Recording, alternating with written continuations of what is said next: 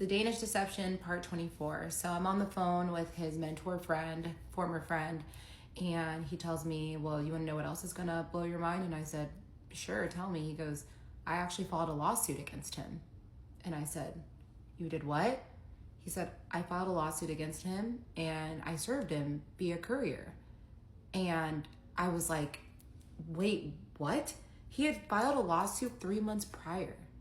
And I was just sitting there like, wait, but you got served via courier. Like I was home, like, I don't know if I was home, but, and then I remembered a specific day where he walked to the door, received a package, and I asked him, or like an envelope, I asked him, I'm like, what is that? He said it was the incorporation documents for his LLC, which he had just formed the day before.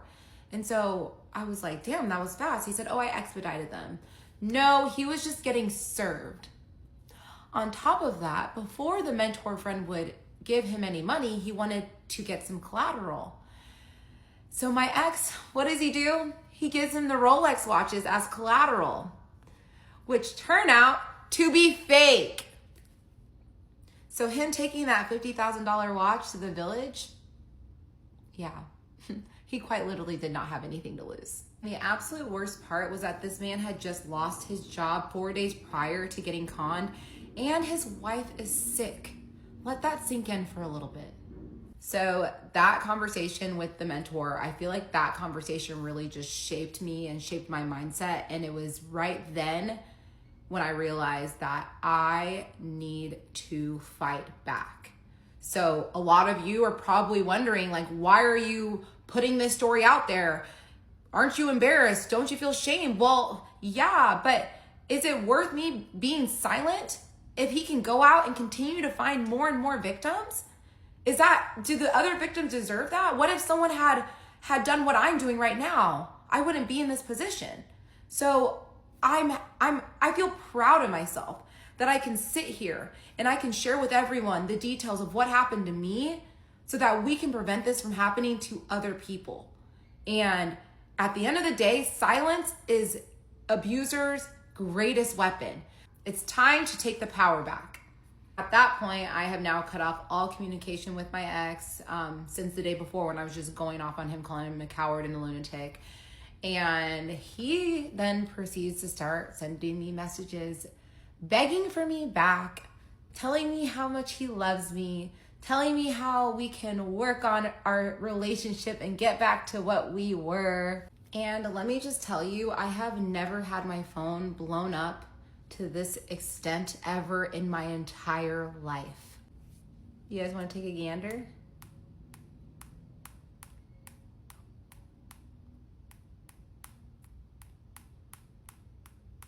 And it was hilarious because you could tell that so many of his messages came from ChatGPT, and I could tell, like, it was so easy to tell. And obviously you guys don't need to see all the messages, but I will do you guys a solid and I will read you my favorite one.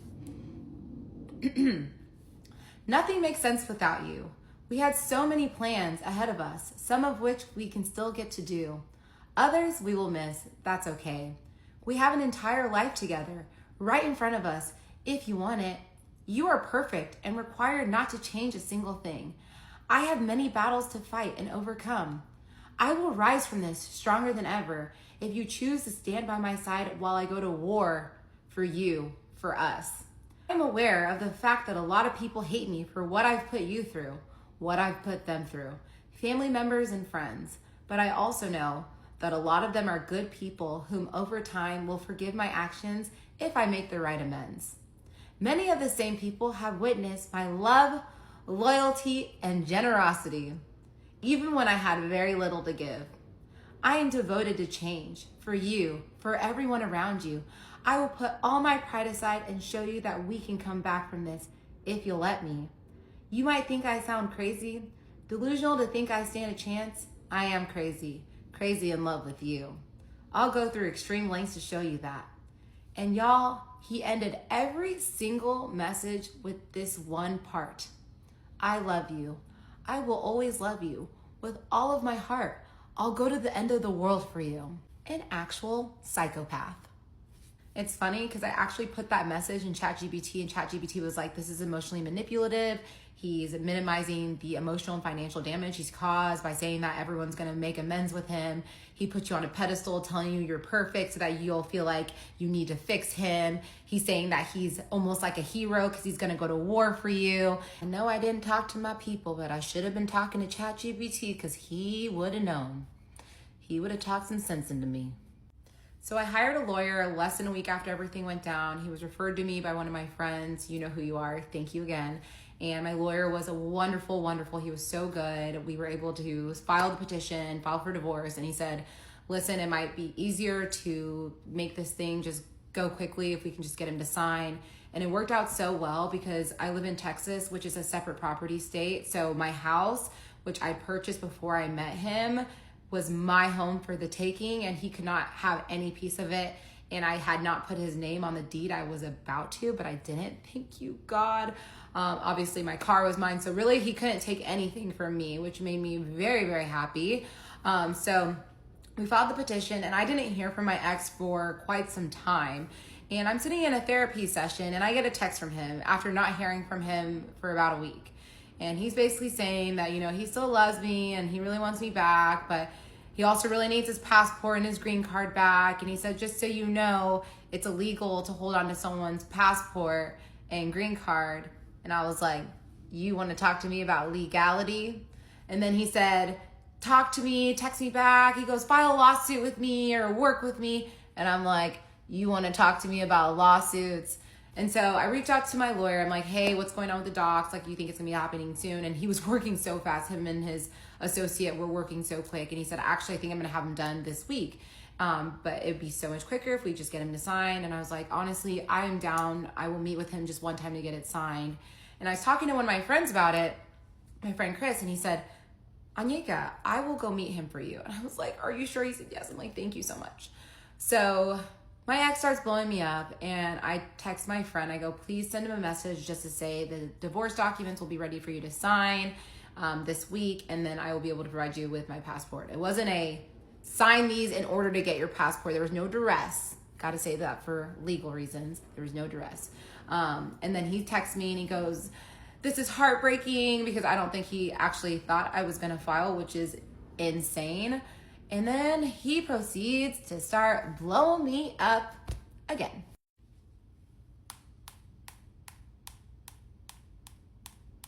Round two.